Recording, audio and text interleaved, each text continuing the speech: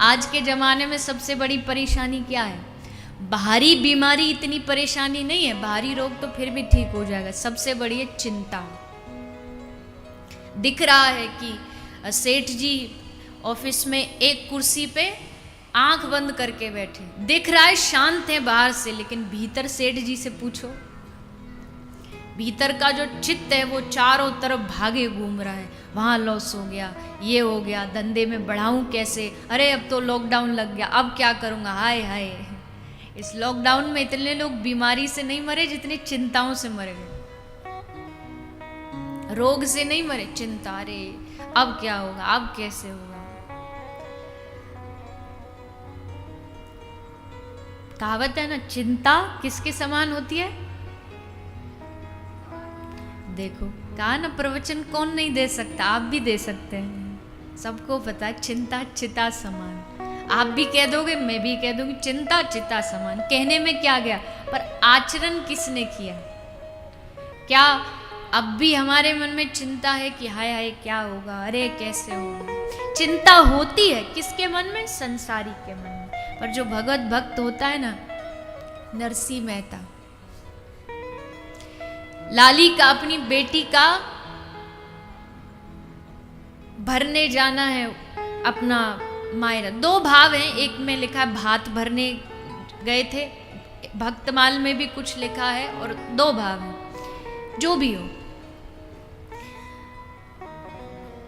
और बेटी के परिवार वालों ने, माने ससुराल वालों ने लंबी चौड़ी लिस्ट बना के भेज दी कि इतना इतना सामान आना चाहिए हमारी अपनी पुत्री के लिए, जब भी आओ तो इतना सामान हो तभी आना।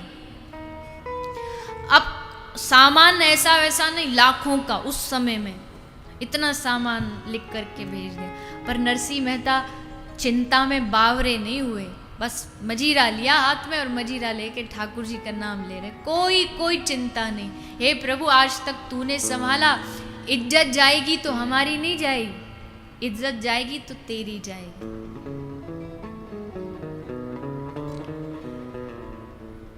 लगा दो पार नैया को, नहीं तो डूब जाएगी।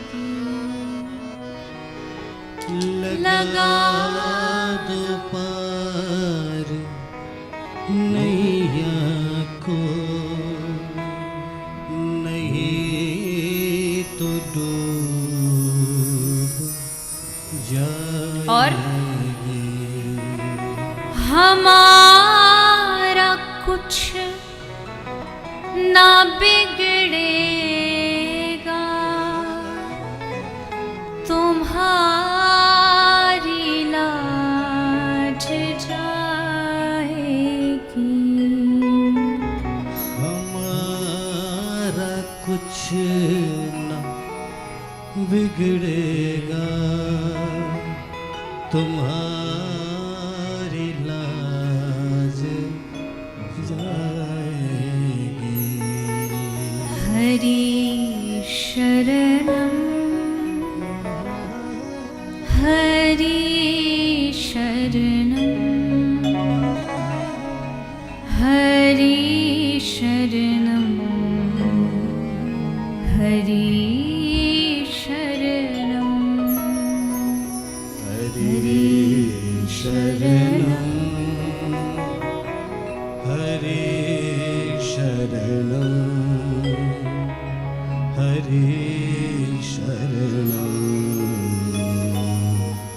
हरि शरणम। हरि शरणम। हे हरि, मैं तेरी शरण में हूँ, मैं तेरी शरण में हूँ। अब जो शरणागत होता है तो वो सोच लेता है कि इज्जत हमारी नहीं तुम्हारी जाएगी, लोग तुम पर प्रश्न उठाएंगे, हम पर नहीं उठाएंगे। ऐसा सोच बस झांझ मजीरा ले नरसी तो दिन रात हरि नाम हरि भजन में ही लगे रहते। अब जब ठाकुर जी देखते हैं कि इसे मुझ पे इतना भरोसा है, तो भला मैं इसके भरोसे को कैसे तोड़ दूं? तो प्रभु व्यवस्था बनाते हैं, और व्यवस्था कैसी बनाई, ऐसी वैसी व्यवस्था नहीं बनाई कि थोड़ा बहुत चलो दे दें, एक आध कुछ इसका काम कर दे, नहीं, करोड़ों रुपया का सामग्री वस्तु लेकर के ठाकुर जी स्वयं पहुंच गए हैं नरसी का भात भरने। अगर नरसी चिंता करता तो क्या ठाकुर जी जाते कि चलो, भगवान क्या सोचते हैं, देखो एक छोटा सा कोई बालक हो, कोई 6 महीना साल भर का कोई बालक हो, 2 साल का कोई बालक हो, और वो गंदे वस्त्र पहन रखा हो, उसने गंदे कपड़े, तो पड़ोसी उसके गंदे वस्त्र देख के, उसका गंदा मुंह देख के क्या कहते हैं, अरे कैसी है इसकी मैया, इसको साफ नहीं रख सकती, अच्छे वस्त्र नहीं पहना सकती, थोड़ा ध्यान नहीं रख सकती। क्यों? क्योंकि अभी वो बालक माँ के शरणागत है। पर जब वही बालक 20 साल का 22 साल का हो जाए, फिर गंदे कपड़े पहने, तो फिर क्या उसकी मैया को दोष देंगे? एक 22 साल का बालक कल गंदे कपड़े पहनेगा तो लोग ये नहीं करेंगे कि इसकी माँ इसको संभालती नहीं, बोलेंगे अरे इसमें बुद्धि नहीं है क्या, कैसे वस्त्र पहन रखे। क्यों?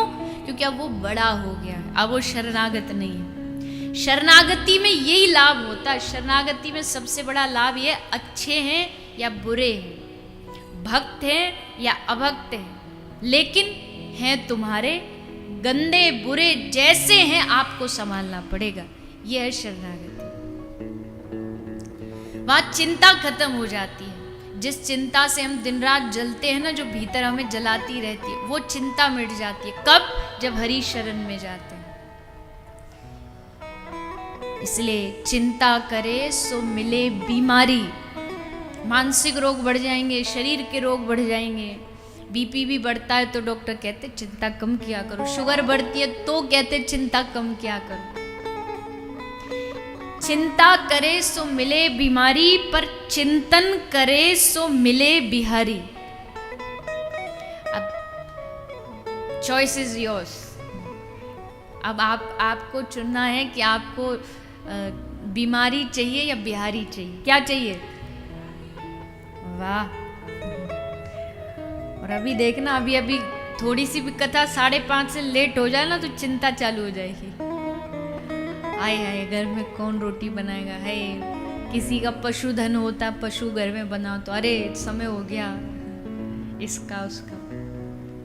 पर चलिए कोई नहीं, इतना समय भी अगर आप भाव से, चित्त से सत्संग को दे देंगे तो सत्संग से लाभ ही लाभ होगा। धीरे धीरे, कहा ना, परिवर्तन धीरे धीरे होता है। अभी चिंता हो रही, धीरे धीरे समय आएगा, ठाकुर जी उस चिंता का भी हरण कर लेंगे और फिर एकदम आनंद में जीवन। आनंद में जीवन किसका? जिसको कोई चिंता नहीं, उसका जीवन आनंद में है।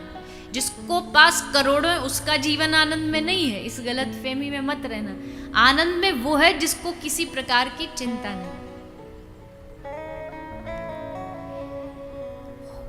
होगा, ऐसा नहीं कि नहीं हो सकता। हम कह देते हैं अरे हम तो गृहस्थी है महाराज, हम चिंता नहीं करेंगे तो क्या होगा। अरे गृहस्थियों की कथा सुनो ना, भागवत इसीलिए तो है।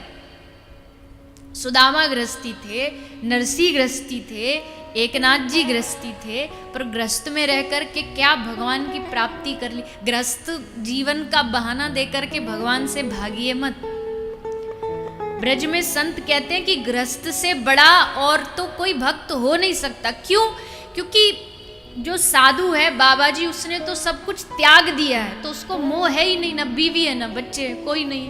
पर परिवार होते हुए भी जो भगवान से जुड़ जाता है, उससे बड़ा और कोई संत नहीं हो सकता है। क्योंकि इतनी जिम्मेदारी थी, कदम कदम पर माया पकड़ने के लिए खड़ी थी, फिर भी उससे छूट के आगे निकल गए। इससे बड़ा आश्चर्य और क्या होगा। तो गृहस्थ जीवन की कोई बहाना नहीं लगाना चाहिए कि हम तो। अचंभा तो तब होता है, कई बार ऐसे लोग होते, 3 घंटे कथा हो गई, सुन ली, उसके बाद घर गए, उनके घर थोड़ा कुछ प्रसादी वगैरह, फिर वहाँ कहते हैं कुछ सत्संग सुनाइए ना।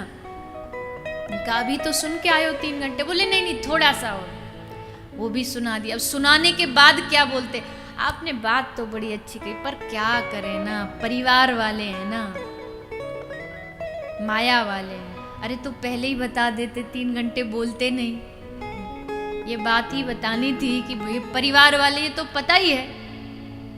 और आप तो सत्संग इसलिए सुन रहे हैं ना कि सुने और फिर सुनकर के उसमें से कुछ चुने और चुन करके फिर धीरे धीरे धीरे धीरे जीवन को सही दिशा की ओर लेकर के जाए। तो भगवान से निवेदन यही करिए कि प्रभु चाहे हम घर में रहें, परिवार में रहें, बाल बच्चों के साथ रहें, पर रिश्ता हमेशा जो एक कनेक्शन है वो आपसे जुड़ा रहे। इसका सबसे बड़ा उदाहरण कौन है? यथा ब्रज गोपिका नाम। इसका सबसे बड़ा उदाहरण है ब्रज की गोपियां, जिनके जीवन में सब कुछ था जो हमारे जीवन में है। ब्याह हुआ, पति है, माँ है, बाप है, सास है, ससुर है, बच्चे हैं, घर का काम है, भोजन बनाना है, दूध निकालना है, दधी मंथन का, सारे काम थे। सारे काम गोपी करती भी है, पर केवल शरीर से, केवल तन से। मन कहाँ है? मन एकमात्र अपने प्रियतम श्री ठाकुर जी के चरणों में लगा रहता है, वहां से ध्यान नहीं हटता। केंद्र वही है, केंद्र वही है। शरीर सब काम कर रहा है, जो परिवार कह रहा है वही शरीर कर रहा है, पर मन जो है, मन वो भगवान के चरणों में लगा है। अब लाल जी क्या कर रहे होंगे?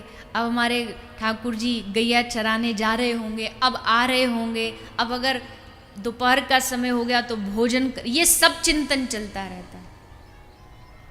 तो ये हमारे अंदर भी उतनी स्थिति में तो नहीं आ सकता, क्योंकि गोपी तो सन्यासी भी, महापुरुष भी उनके चरणों की धूल बनना चाहते हैं। पर इतना तो प्रयास करना चाहिए कि समय समय पर दिन में कुछ समय तो ऐसा हो जब आपको भगवान का स्मरण हो, उनकी याद आए।